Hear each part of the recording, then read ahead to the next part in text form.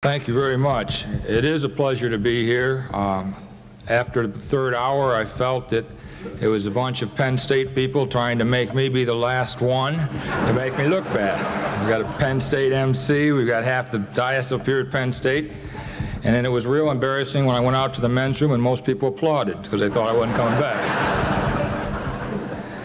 I would like to congratulate the inductees and the high school seniors and wish them well in their future and hope they have careers similar to the inductees up here.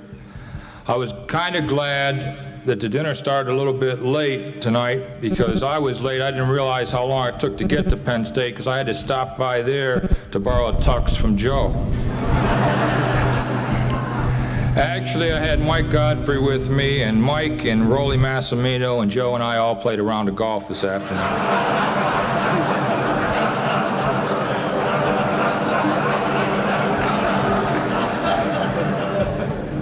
I don't tell a whole lot of stories, but I did hear this one, and I feel this is very apropos for this group tonight. There was I don't like to tell a lot of stories because usually you hit an ethnic group or you get the women teed off. There's always someone that's upset.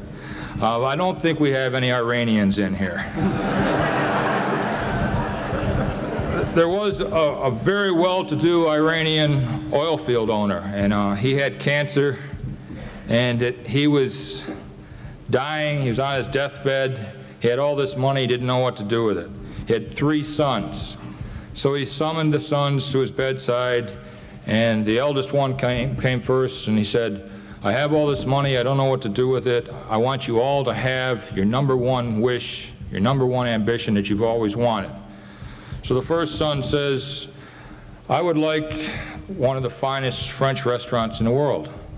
So the father bought him the most exclusive, elegant restaurant in New York City. The second son came in and he said, well, Dad, I've always wanted to coach, and to do that, coming from where I'm coming from, I think I need to own my team. So I want to own the New York Knicks, and the father bought him the New York Knicks. The third son was only 6 years old.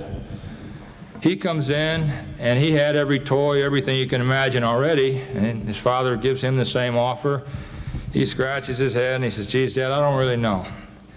He says, I guess the only thing I really would like would maybe be a Mickey Mouse outfit. So his father bought him Penn State.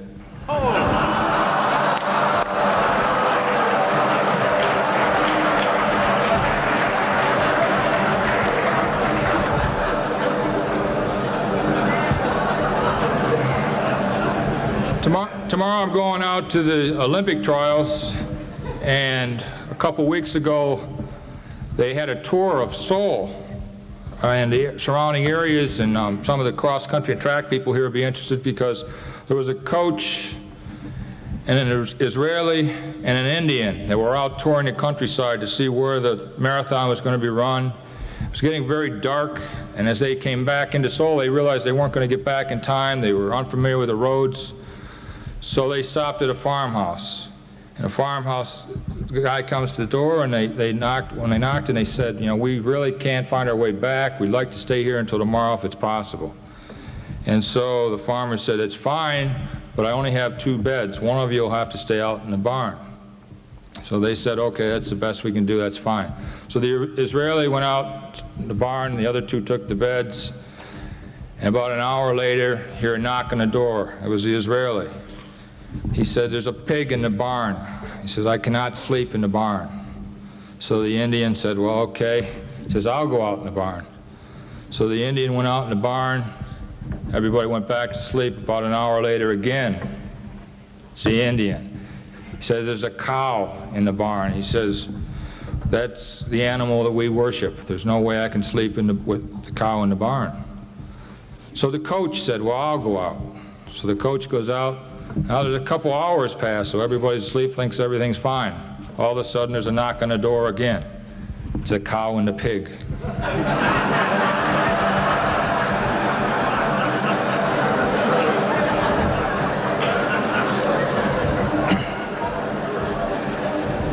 It is really a great tribute for the people that are here tonight, and I think that's what's most special about it is it's not just an athletic award, but these people have done very well or are doing very well professionally, are great, great people.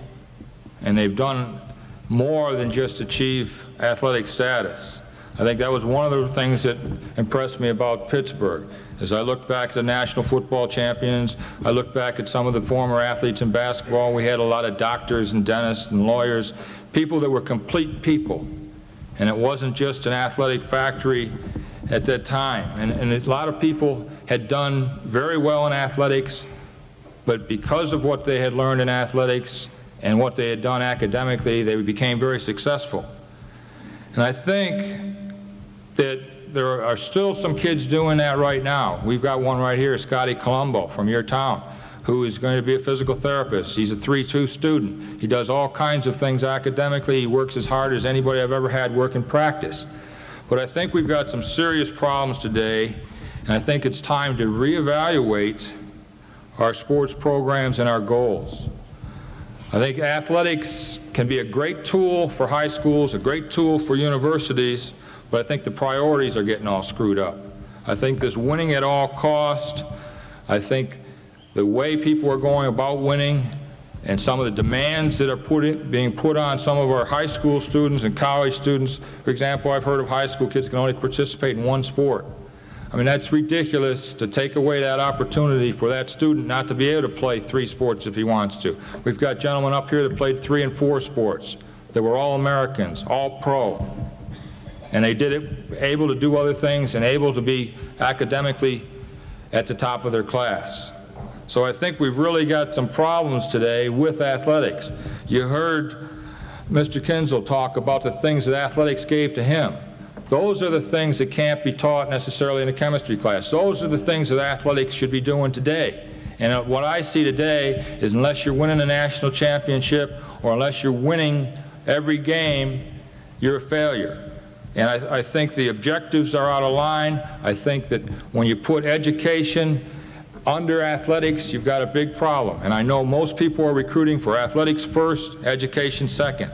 And I think that you see kids in high school that are getting special favors to get through courses. You see kids in college that don't go to class, that stay there for 4 years, have nothing at all other than the athletics when they get out. And if they don't make pros, they have nothing. So there's some big problems here. You've got kids that go to college that don't belong there. Proposition 48 was supposed to enter into this and help things out. It has done a little bit. I think it's gotten things a little bit better in the high schools. It's gotten people to worry about the curriculum a little bit better, but you still have people taking tests for other people. You saw the USA scores where the test scores have gone up the last couple of years. The only reason the test scores have gone up is people have learned how to cheat better, and people have learned how to put different people in to take tests. And that's not what this is all about. Some of these people don't belong in college and never should go to college. And I think that the only way this is going to happen, Jack and I were talking about this before, is that minor leagues have to be made for football or have to be made for basketball, such as football, or such as baseball, because you have to have a place for some of these kids to go. We just lost a kid named Brian Davis at Pittsburgh. Brian Davis is one of the best football candidates probably ever to come out of that area. Brian Davis never should have gone to college. Brian Davis was not meant to go to college, and even in high school, they took advantage of Brian Davis. I've talked to kids that went to school with him. He never went to school. He did whatever he did on his own and got away with it because he was a great football player. And if high schools are doing this, and obviously colleges are doing this, we've got some big problems. You talk about athletes being paid, and people say, well, they don't have enough money, they can't travel back and forth to school. The only reason athletes are being paid, and the only reason people want them to be paid is as a farce, and that they're not concerned whether they're getting back and forth from home or not. And if you paid all your athletes, the people that are cheating would pay the athletes even more. So paying athletes is not anything that's going to help any of the cheating problems. But I think that there are a lot of problems with this, a lot of problems with the academics, and it starts in the high schools. It starts with the parents not having control, and it's about time that everyone pulls together and we have all student athletes like that were represented up here tonight. And a lot of you people are just as much to blame as anyone else. The fans and the media are very hypocritical. I seen situations with Curtis Aiken, with John Congemi, who were great kids, great people, went to hospitals, did all kinds of things, and very good students. Curtis maybe not quite as good as John, but came from a bad background and did very well, graduated, is doing very well. I saw them getting booed on college campuses by people who say, we want student athletes. Come Saturday afternoon, some of you aren't sure what you want. Same thing with our media. Media is always talking student athletes. Let's have people that want to be in school. And we have those same media that are telling students that they should come out and be pros. So there's a very hypocritical situation, and I think we've got those problems with even more problems maybe coming. We've got agent problems. Agent problems stem to money. Money's going to stem to betting on games. Thank God that Billy's not going to be around too much more to bet on the games. Actually, listening to Billy, I felt that he really missed his calling, and it's really too much of a problem, but it's a shame that ESPN didn't come into existence 20 years earlier, because he could have been a Dick Vitale of tennis. But these things are problems, and again, they have to be taken care of at the high schools with quality coaches. The coach said today, you've got to pay money. You've got to support your program. So these are big problems today that I think have to be put into perspective, and we have to get a system of priorities. The last area I'd like to hit on a little bit, I talked with this with high school students, and we've got several of them here, and I think it's a good thing for any age group. And that is, I talk about the opportunity kids have today, the opportunity anyone has today living in this country. There are all kinds of opportunities, and a lot of people are blowing them. Everybody says everyone is created equal. Well, everyone is not created equal. They were created equal in God's eyes, but the only thing that is equal is probably that we all have the same amount of time, same number of hours and minutes of the day to do what we want to do. And I think a lot of people are wasting that time and doing the wrong things with those minutes and hours of their day. And this can be schooling, this can be athletics, this could be relationships with your family, relationships with the church. There's all kinds of things and priorities, again, that are being wasted and they're being put aside for things that are not necessary, alcohol, drugs, and some of the rest of the things.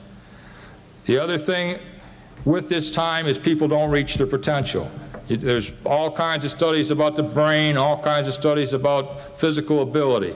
And if you took a pile of dimes and stacked them as high as the Washington Monument, most people only use their brain to use the first 2 dimes. So that's how much potential is being wasted, and there's almost as much being wasted physically. The other thing is, people look at the Michael Jordans, they look at the rock stars, and they say they've got it made, and we don't have it that way. Well, everyone has their problems. Everyone has had to work hard, and a lot of people today feel that if it isn't given to them or handed to them, that they don't have to work hard and they just give up. And I think this is a problem, and some of the coaches and some of the people that were inducted tonight talked about the never give up attitude. And no one has ever had it real easy. You look at some of the people, and you look at what history has shown us. Babe Ruth, second leading home run hitter of all times. He had 1,300 strikeouts. Vince Lombardi, one of the greatest football coaches of all time. At 46 years old, he was still the offensive line coach at Fordham. Walt Disney, one of the richest people of all time, went bankrupt 7 times. So there's a lot of people. In fact, one of the biggest ones you look at, and we've got someone here on running for office, or is in the office here, and your commissioner, is Abraham Lincoln, one of the best presidents and thought of presidents of all time. He lost 16 elections and only won 3. So these are people who didn't give up and worked hard and persevered. And I think that no matter what your age, you have to have goals and you have to work at them. And then the last thing about having the opportunity is you have an opportunity to have great relationships. I can look back into high school. I had a senior friend, one of the best friends as I look back I ever had. I never told him that. And he was in a motorcycle accident, driving a motorcycle. His girlfriend was driving the car behind him. They passed, hit him. He was dead. At no time did I ever tell him what a great friend he was to me.